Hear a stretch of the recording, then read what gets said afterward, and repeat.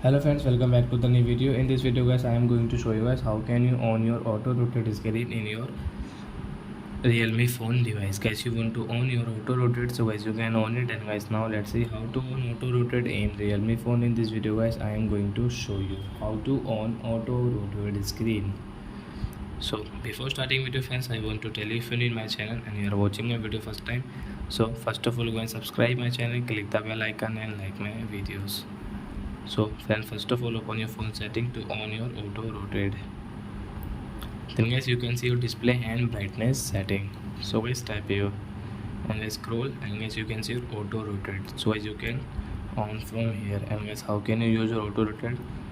So guys suppose guys you are using YouTube and guys you want to rotate your phone, so guys you can rotate like that.